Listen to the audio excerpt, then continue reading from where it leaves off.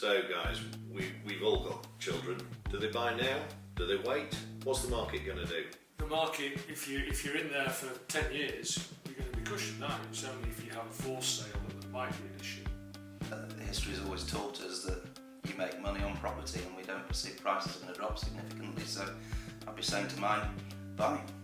When you've got when you're paying off a mortgage, you're paying off capital as well as a bit of interest. So that capital is reducing the debt all the time. So it's almost like a savings scheme, isn't it? Yeah. Well, the other good thing, certainly for my children, it's a forced saving. They're putting money into a product that long term, I believe, and certainly through my lifetime and beyond, has gone up in value.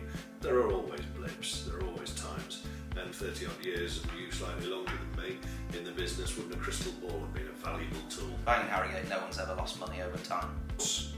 We've got the advantage as well with all the rental stock. In a relationship, starting out in a relationship, try renting for a couple of years, if you're getting along, saving up a deposit, and then you can look to buy as well.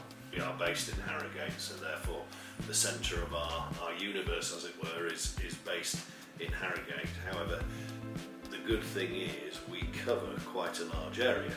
So, what's happening in central Harrogate or within the, say, 2-3 mile environs of Harrogate might be slightly different to what's happening in Ripon or in further afield, going near a Scotch Corner. I think that's something that I'd certainly look to advise my offspring and say, well, you've got the choice of Harrogate, but bang for your buck, obviously you're going to not get quite as much in Harrogate itself. There may be little pockets, depending on where your work takes you or whatever else, that you could consider that just give you a little bit more for your money.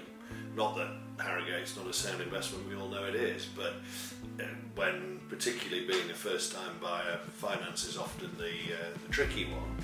It's sometimes a good idea to look at the next place rather than the in place, if you can judge it. I certainly remember the last sort of boom we had.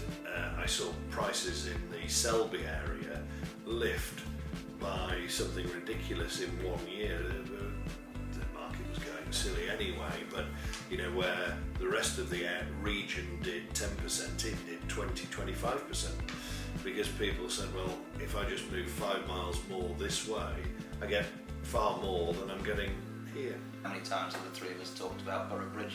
Yeah.